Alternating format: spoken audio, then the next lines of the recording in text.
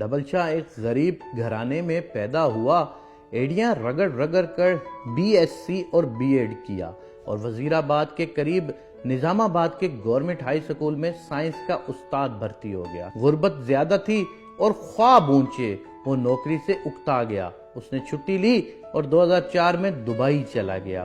وہ 6 ماہ دبئی میں رہا۔ 6 ماہ بعد وزیر آباد واپس آ گیا۔ وزیر آباد میں اس نے ایک عجیب کام شروع کیا۔ اس نے ہمسایوں سے رقم مانگی اور یہ رقم 15 دن میں دگنی کر کے واپس کر دی۔ ایک ہمسایہ اس کا پہلا گاہک بنا۔ یہ ہمسایہ جوید ماربل کے نام سے ماربل کا کاروبار کرتا تھا۔ ہمسایہ نے رقم دی اور ٹھیک 15 دن کے بعد دگنی رقم واپس لے لی۔ محلے کے 2 لوگ آ گئے، گاہک بنے، یہ بھی 15 دنوں میں دگنی رقم کے مالک ہو گئے۔ یہ 2 گاہک اس کے پاس 15 گاہک لے کر آئے اور پھر یہ 15 گاہک مہینے میں 150 گاہک ہو گئے۔ یوں دیکھتے ہی دیکھتے لوگوں کی لائنیں لگ گئیں۔ لوگ زیورات بیچتے، گاڑی، دکان، مکان اور زمین فروخت کرتے اور رقم اس کے حوالے کر دیتے۔ وہ یہ رقم دگنی کر کے واپس کر دیتا۔ یہ کاروبار شروع میں صرف نظام آباد تک محدود تھا، لیکن پھر یہ وزیر آباد، سیالکوٹ اور گوجرانوالہ تک پھیل گیا اور دیکھتے ہی دیکھتے وہ معمولی سکول ماسٹر ارب پتی ہو گیا۔ یہ کاروبار 18 ماہ جاری رہا۔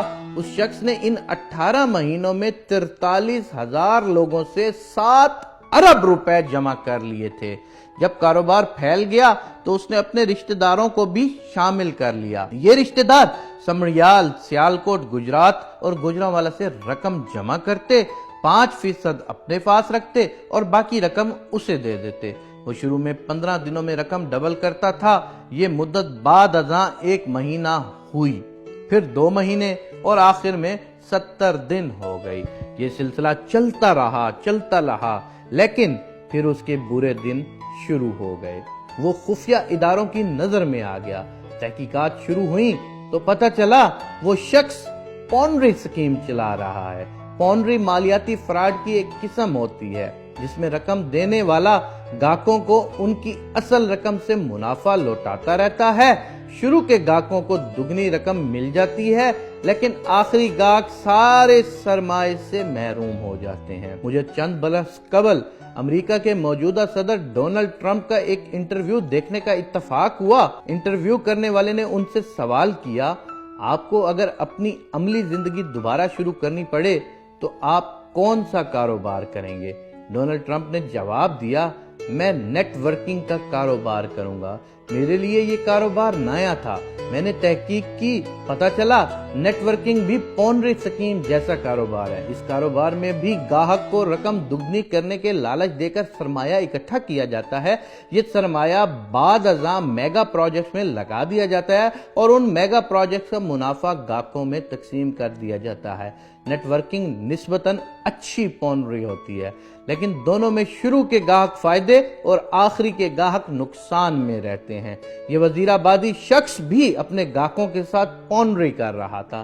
یہ لوگوں کو لالچ دے کر لوٹ رہا تھا۔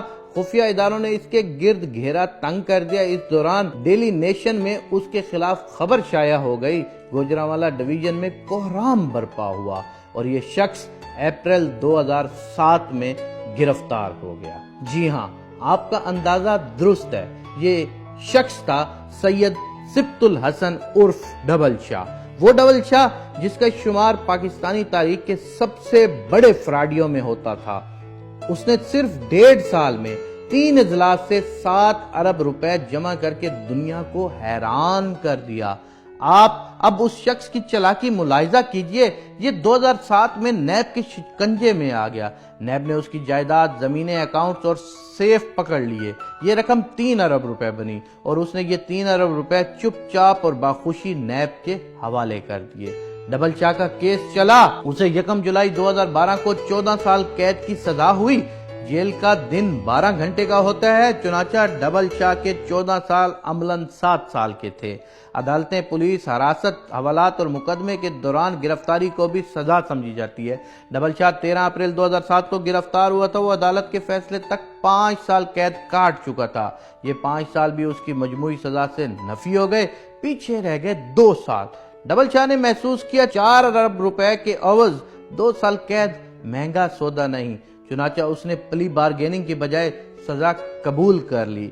जेल में अच्छे चाल चलन, ईद, शबरात और खून देने की वजह से भी कैदियों को सजा में छूट मिल जाती है। डबल शाह को ये छूट भी मिल गई, चुनाचा वो अदालती फैसले के 23 माह बाद जेल से रिहा हो गया। डबल शाह 15 मई 2014 को कोट लखपत जेल से रिहा हुआ तो साथियों ने गेट पर उसका फकीदुल मिसाल इस्तकबाल किया। ये लोग उसे जुलूस की शक्ल में वजीराबाद ले आए। वजीराबाद में डबल शाह की आमद पर आतिशबाजी का मुजाहरा हुआ। पाकिस्तानी तारीख के सबसे बड़े फ्राडिये को हार पहनाए गए, उस पर फूलों की मनोपत्तियां बरसाई गईं और उसे मस्जिदों के लाउड स्पीकरों के जरिए मुबारकबाद पेश की गई। वो हर लिहाज से कामयाब साबित हुआ। वो स्कूल टीचर था, वो मुआशरे का 3रे दर्जे का शहरी था। उसने फराड शुरू किया और 18 माह में 7 अरब रुपए का मालिक बन गया। नैब ने उसे गिरफ्तार कर लिया, वो गिरफ्तार हो गया। नैब एड़ी चोटी का जोर लगाने के बावजूद उससे 4 अरब रुपए नहीं निकलवा सका। सजा हुई और वो बड़े आराम से सजा भुगत कर बाहर आ गया।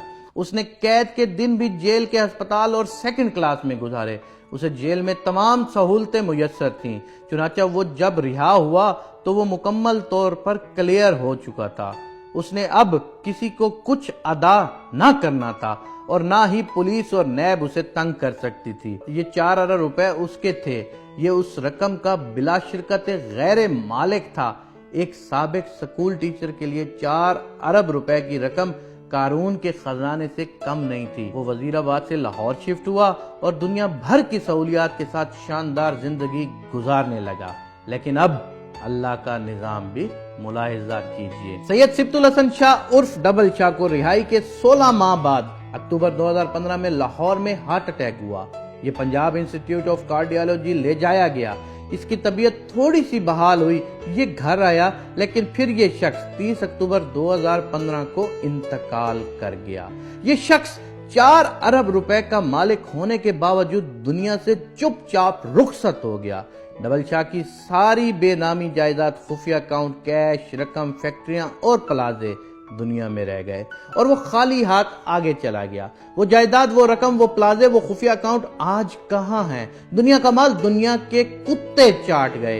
ये क्या है? ये हमारी जिंदगी, हमारे ना खत्म होने वाले लालच और हमारी लामुतनाई हिर्स की असल हकीकत है।